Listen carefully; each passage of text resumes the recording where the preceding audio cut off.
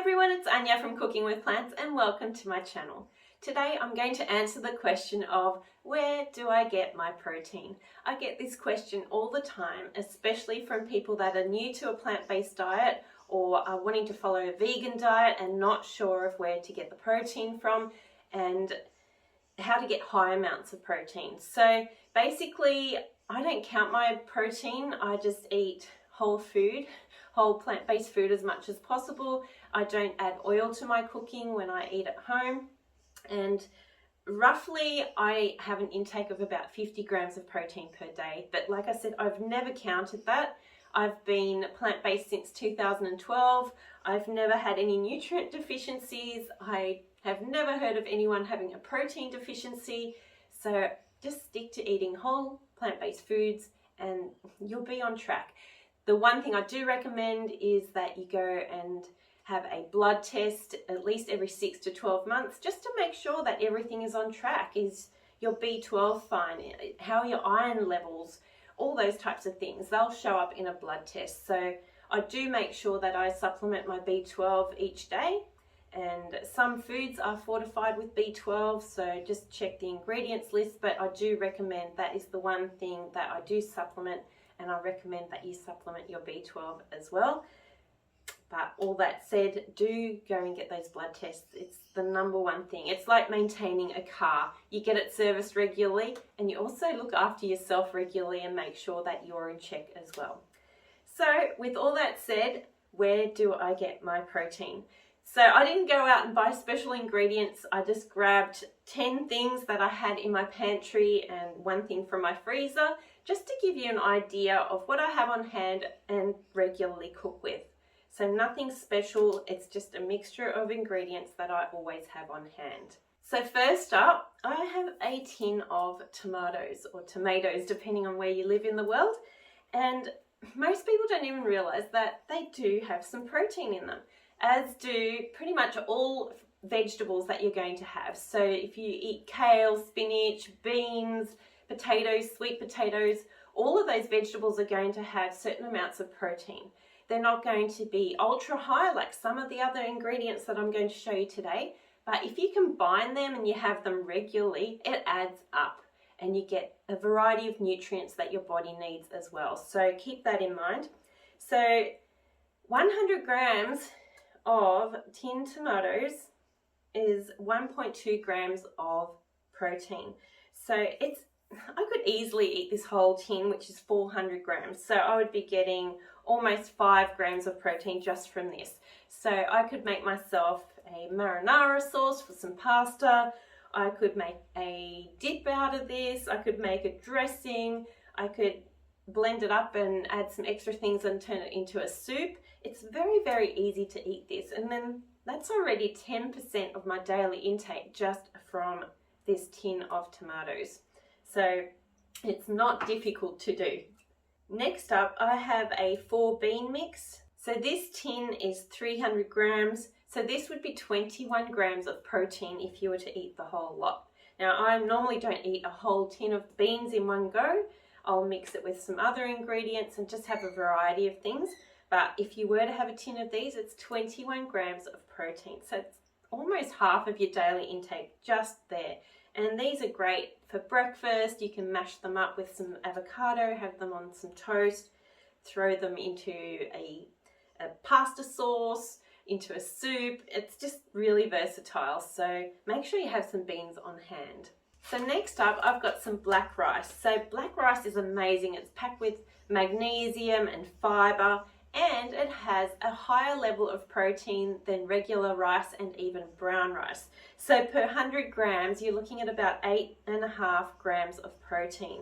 It's absolutely amazing to cook with. It adds interest to your meals. It's absolutely delicious, and it has a little bit of an earthy flavor. It's really, really yummy. And it's also great to use for desserts as well. And when it cooks up, it almost has a slight purpley tinge. So it's really, really lovely on the eye. You can make some delicious rice salads. You can do stir fries and add this. You can even make desserts with maybe some coconut cream, that type of thing. There's a lot of traditional Thai desserts that use black rice. So just get very creative and use these delicious ingredients and you will be getting your protein in, no worries, and it tastes absolutely amazing. Next up, I've got some edamame. Now this is salad edamame that I keep in the freezer. I just buy these little bags and then I just have it ready to go. I can put these in my salad, I can put it into stir fries, I can just eat it as is, top it with a few little herbs and spices, and it's absolutely delicious. Or you can also get the ones that are in the shell and then cook them up and then just pop them out and eat them. Absolutely delicious for a snack. And per 100 grams, you're looking at 12.6 grams of protein. So it's an absolutely amazing snack. And you can use it for a full meal or a snack, totally up to you, but absolutely a great and delicious way to get some extra protein into your diet. Next up, I have quinoa. Quinoa is one of my favorite things to use. So instead of using rice, for example, I love using quinoa. It's just a lighter texture, and because it's so high in protein, it keeps you full, yet it's really light to eat. It's very easy to digest. It's gluten-free, so it's a great alternative to a lot of traditional grains and even pastas. I just prefer using quinoa. So you can use it to make salads, you can use it in soups. It's just really, really versatile. And per 100 grams, you're looking at 14 grams of protein. It's just really, really yummy. And even you could make a breakfast porridge out of this instead of using oats. Again, it's really light and tasty and versatile. The next ingredient I have is pulse pasta. Now, pulse pasta is amazing. This particular one is made from peas, lentils, chickpeas, and borlotti beans. You can get all sorts of varieties. You could get a red bean lentil, penne. There's ones made just with chickpeas. There's all sorts of different ones, but it's a great way to get in protein. Instead of having chickpeas or having the lentils, you can have it as pasta. So if you flip your meal around, so instead of having, for example, traditional wheat pasta and then adding some beans into the sauce, you could flip it around. So if you wanted to serve, for example, something with mushrooms and eggplant and have a sauce with that and use some of the tomatoes, then that's going to be a nice base. And then you can add your protein content by using the pasta but made from the opposite ingredient to what you traditionally use in a meal. So your pasta is then made of the protein element, so the bean element, and then you can have all sorts of vegetables to go with that, and it's a perfectly balanced meal that tastes absolutely amazing. So give that a try, absolutely delicious. Next, I've got one of my absolute favorite ingredients that I use each and every day, and that is chickpea flour or garbanzo flour. And for 100 grams of this, you're looking at 22 grams of protein. Now, you're probably not going to use 100 grams, but you can see how just having portions of all of this combined throughout your day with lots of different vegetables is really going to hit that target very, very easily.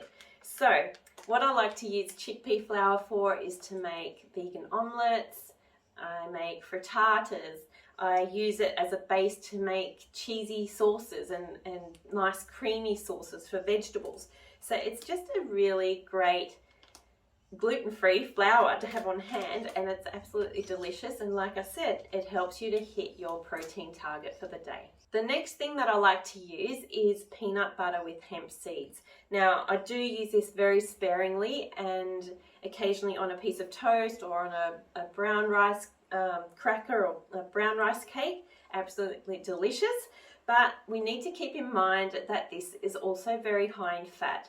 So if you have any chronic diseases such as diabetes, heart disease, if you are overweight, then really either eliminate this or have it very, very, very sparingly.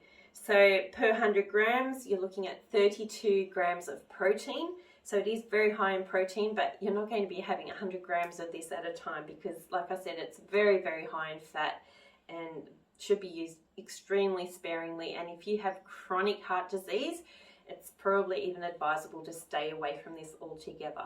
But for the majority of the population who are either transitioning to a plant-based diet from a traditional Western diet, which is high in cholesterol, etc.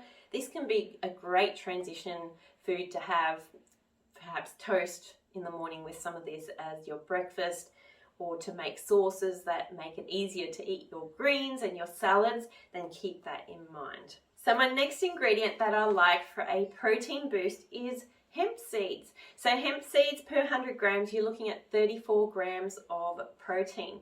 So these are really easy to add to your meals. You can sprinkle them over pretty much anything. They go well with savory things and with sweet things. So just get creative. You could put these onto a fruit salad. You can put them into a smoothie. I like sprinkling them over different types of soup, for example, a pumpkin soup, and then sprinkle these over the top. Absolutely delicious. Or even baked pumpkin. Sprinkle some of this over the top. Yum. So yes, just get creative, use this ingredient, and it will definitely boost your protein levels.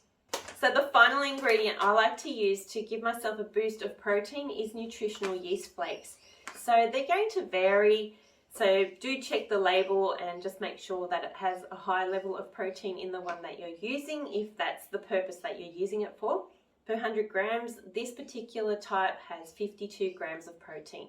Now obviously I'm not going to be using 100 grams of nutritional yeast flakes unless I'm making some type of vegan cheese or a vegan cheese sauce where I need a larger amount and then blend it up. But day-to-day use, I might just sprinkle a little bit over a salad or add it to other types of sauces or into a soup, etc., or to make a gravy, those types of things. So it's just a great tasty way to add a little bit more flavor and protein to your day.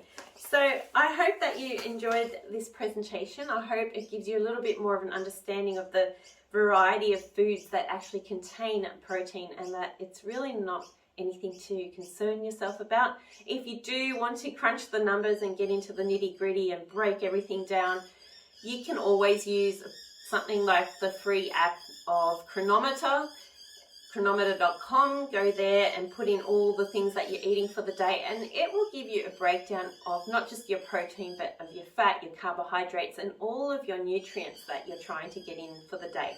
So check that out if you really want to get into the numbers. But in the meantime, just eat a nice variety of whole plant-based foods, focusing on fruits, vegetables, nuts, seeds, and some legumes, and you're going to have a well-balanced, tasty, nutritious diet. So happy eating, happy plant-based eating, and I look forward to seeing you for the next video. Bye for now.